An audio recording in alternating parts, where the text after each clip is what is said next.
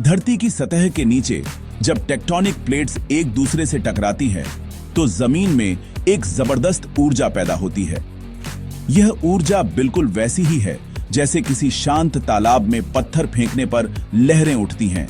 यही ऊर्जा भूकंपीय लहरों यानी सीस्मिक वेव्स के रूप में धरती के कोने कोने तक सफर करती है। सबसे पहले जो लहरें पैदा होती हैं उन्हें बॉडी वेव्स कहते हैं, क्योंकि ये धरती के अंदरूनी हिस्सों से होकर गुजरती है। ये दो तरह की होती हैं, प्राइमरी वेव्स पी वेव्स और सेकेंडरी वेव्स एस वेव्स। ये दोनों लहरें भूकंप के आने का पहला संकेत देती हैं, लेकिन इनका असर और इनकी चाल एक दूसरे से बिल्कुल अलग होती है। पी वेव्स का आना इस बात का इशारा है कि एक बड़ा खतरा आपकी तरफ बढ़ रहा है। प्राइमरी वेव्स, जिन्हें पी वेव्स भी कहा जाता है, भूकंपीय लहरों में सबसे तेज होती है। ये ध्वनि की लहरों की तरह काम करती है, मतलब ये जिस भी चीज से गुजरती है उसे आगे पीछे धकेलती है। सोचिए, एक स्प्रिंग को अगर आप एक सिरे से दबाकर छोड़ें तो वो कैसे आगे पीछे होती है। पी वेव्स भी ठीक इसी तरह जमीन और चट्टानों को दबाती और फैलाती हुई आगे बढ़ती है। इनकी गति बहुत ज्यादा होती है, लगभग 6 से 8 किलोमीटर प्रति सेकंड। इसी तेजी की वजह से भूकंप आने पर सबसे पहले यही लहरें सीस्मोग्राफ मशीन पर दर्ज होती हैं। ये लहरें ठोस चट्टानों, तरल लावा और गैस यानी धरती के हर माध्यम से आसानी से गुजर सकती हैं। हालांकि ये सबसे तेज होती हैं, पर इनसे होने वाला नुकसान अक्सर कम होता है। पी वेव्स के कुछ सेकंड या मिनट बाद आती हैं सेकेंडरी वेव्स यानी एस वेव्स। इनकी चाल पी वेव्स से काफी धीमी होती है, लगभग आधी। जहां पी वेव्स चीजों को आगे पीछे धकेलती हैं, वहीं एस वेव्स उन्हें ऊपर नीचे या दाएं बाएं हिलाती हैं। कल्पना कीजिए कि आप एक रस्सी को एक सिरे से पकड़कर ऊपर नीचे हिला रहे हैं, जिससे उसमें लहरें बन रही हैं। एस वेव्स भी धरती की चट्टानों को ठीक इसी तरह हिलाती हैं। इनकी यही हरकत इमारतों और पुलों के लिए ज्यादा खतरनाक होती है। लेकिन एस वेव्स की एक बड़ी कमजोरी है, ये तरल पदार्थों जैसे कि धरती के बाहरी कोर में मौजूद पिघले हुए लोहे से नहीं गुजर पाती। इसलिए ये धरती के एक हिस्से से दूसरे हिस्से तक सीधे नहीं पहुंच पाती। इन दोनों लहरों की तुलना करें तो पी वेव्स एक चेतावनी की घंटी की तरह है। वो सबसे पहले पहुंचकर हमें बताती हैं कि भूकंप आ चुका है और एस वेव्स रास्ते में हैं। पी वेव्स का झटका हल्का होता है, जैसे किसी ने जोर से धक्का दिया हो, लेकिन एस वेव्स का झटका ज्यादा शक्तिशाली होता है, जो जमीन को बुरी तरह हिला देता है। क्योंकि एस वेव्स इमारतों को ऊपर नीचे हिलाती है, इसलिए इनसे दरारें पड़ने और ढांचे के कमजोर होने का खतरा बढ़ जाता है। पी वेव्स जहां ठोस और तरल दोनों से गुजर सकती हैं, वहीं एस वेव्स का तरल में जाकर रुक जाना वैज्ञानिकों को धरती की अंदरूनी बनावट समझने में मदद करता है। जब पी वेव्स और एस वेव्स धरती के अंदरूनी हिस्से से सफर करती हुई सतह पर पहुंचती है, तो वे एक नई और कहीं ज्यादा खतरनाक लहरों को जन्म देती हैं। इन्हें सतही लहरें यानी सरफेस वेव्स कहा जाता है। जैसा कि नाम से ही जाहिर है, ये लहरें धरती की सतह पर ही चलती हैं, ठीक वैसे ही जैसे समुद्र में लहरें पानी की सतह पर चलती हैं। ये बॉडी वेव्स मतलब पी और एस वेव्स के मुकाबले बहुत धीमी गति से चलती है, लेकिन इनकी विनाश करने की क्षमता सबसे ज्यादा होती है। भूकंप के दौरान जो तबाही हम अपनी आंखों से देखते हैं, इमारतों का गिरना, सड़कों का टूटना, जमीन का फटना, वो सब इन्हीं सतही लहरों की वजह से होता है। ये लहरें जब किसी शहर से गुजरती हैं तो अपने पीछे सिर्फ बर्बादी का मंजर छोड़ जाती हैं। सतही लहरें भी दो प्रकार की होती हैं, लव वेव्स और Rayleigh waves, Rayleigh waves. Love waves जमीन को सांप की तरह आड़ा तिरछा हिलाती है। सोचिए, जमीन आपके पैरों के नीचे से दाएं बाएं खिसक रही हो। यह हरकत इमारतों की नींव के लिए सबसे ज्यादा खतरनाक होती है, क्योंकि इमारतें इस तरह की आड़ी तिरछी गति को झेलने के लिए नहीं बनी होती। इसी वजह से लव वेव्स बड़ी बड़ी इमारतों को भी ताश के पत्तों की तरह ढा सकती हैं। ये लहरें बॉडी वेव्स से भी धीमी होती हैं, लेकिन इनकी ऊर्जा बहुत ज्यादा होती है, जो सतह पर ही केंद्रित रहती है और दूर तक फैलती है। दूसरी तरह की सतही लहरें हैं रेले वेव्स।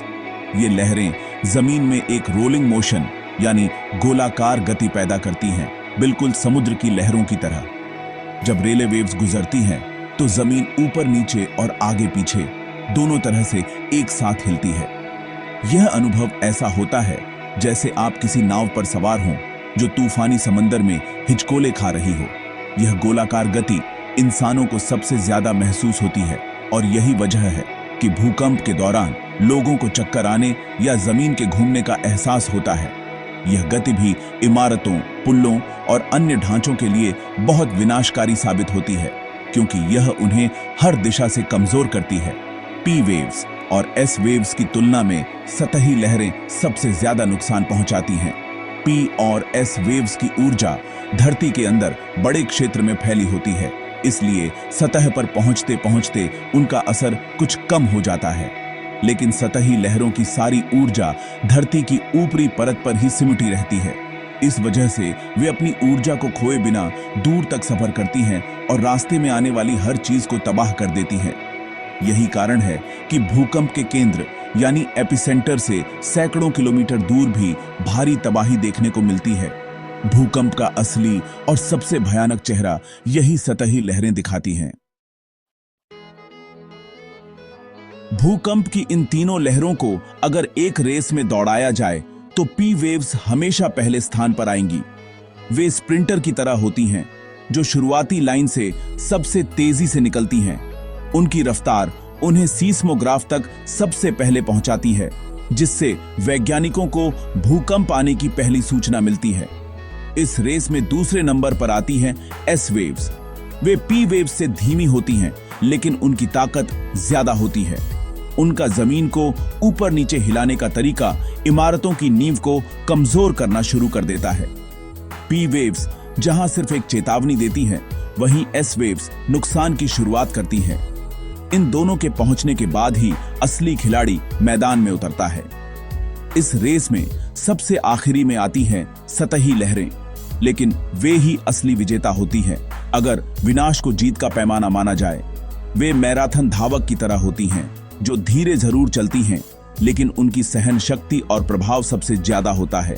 जब तक सतही लहरें किसी जगह पर पहुंचती हैं, पी और एस वेव्स पहले ही जमीन और इमारतों को थोड़ा बहुत हिलाकर कमजोर कर चुकी होती है। इसके बाद सतही लहरों का जमीन को आड़ा तिरछा और गोल गोल घुमाना उस तबाही को पूरा कर देता है जिसकी शुरुआत बॉडी वेव्स ने की थी। इसीलिए गति में पी वेव सबसे तेज है, लेकिन विनाश के मामले में सतही लहरें सबसे आगे हैं। आइए इसे एक उदाहरण से समझते हैं। मान लीजिए कि भूकंप का केंद्र दिल्ली से 100 किलोमीटर दूर है। सबसे पहले दिल्ली में पी वेव्स पहुंचेंगी और लोगों को एक हल्का झटका महसूस होगा, शायद खिड़कियां खड़खड़ाने लगें। यह एक चेतावनी होगी। इसके कुछ सेकंड बाद एस वेव्स पहुंचेंगी, जिनसे जमीन ज्यादा जोर से हिलेगी और चीजें गिरना शुरू हो सकती हैं। यह डर और अफरा तफरी का माहौल पैदा करेगा। लेकिन असली तबाही तब शुरू होगी जब सतही लहरें दिल्ली पहुंचेंगी। वे जमीन को बुरी तरह मरोड़ देंगी, जिससे कमजोर इमारतें गिर सकती हैं और सड़कों में दरारें पड़ सकती हैं। यही वजह है कि भूकंप के झटके अक्सर रुक रुक कर और अलग अलग तीव्रता के महसूस होते हैं। सबसे ज्यादा नुकसान हमेशा भूकंप के केंद्र यानी एपिसेंटर के पास होता है, क्योंकि वहां पर तीनों लहरों की तीव्रता सबसे ज्यादा होती है। जैसे जैसे लहरें एपिसेंटर से दूर जाती हैं, उनकी ऊर्जा कम होती जाती है और उनका प्रभाव भी घटता जाता है।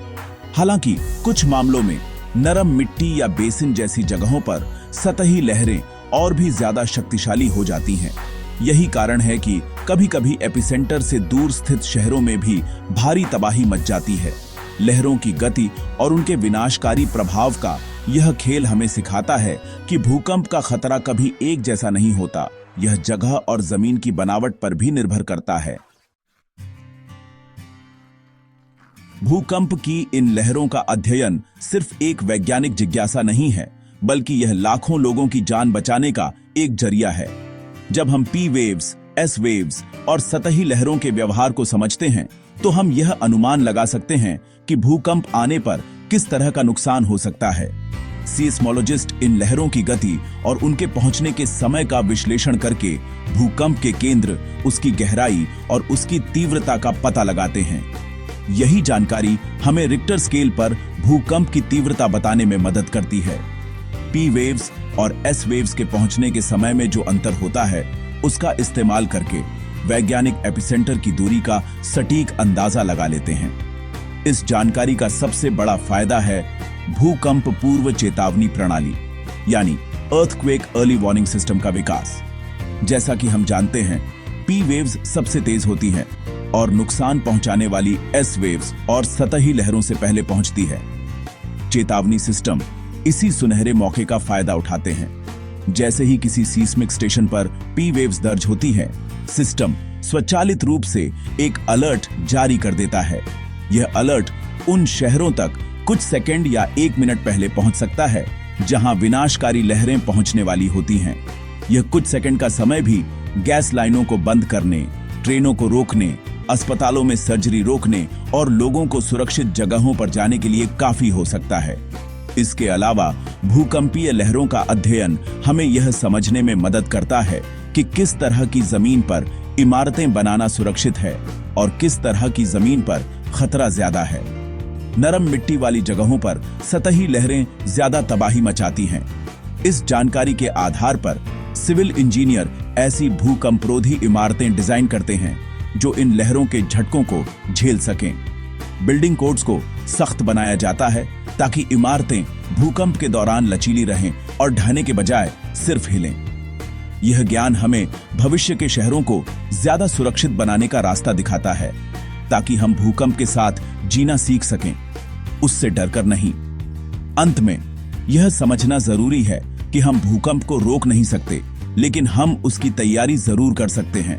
भूकंपीय लहरों का अध्ययन हमें इसी तैयारी का विज्ञान सिखाता है। यह हमें बताता है कि खतरा कितना बड़ा है, वह कैसे आएगा और हम उससे कैसे बच सकते हैं। जब अगली बार आप भूकंप के बारे में पढ़ें तो याद रखिए कि यह सिर्फ जमीन का हिलना नहीं है, बल्कि यह धरती के अंदर से निकली उन लहरों की कहानी है जो हमें हमारी पृथ्वी के बारे में और अपनी सुरक्षा के बारे में बहुत कुछ सिखाती हैं। सतर्क रहिए, सुरक्षित रहिए, क्योंकि जानकारी ही सबसे बड़ा बचाव है।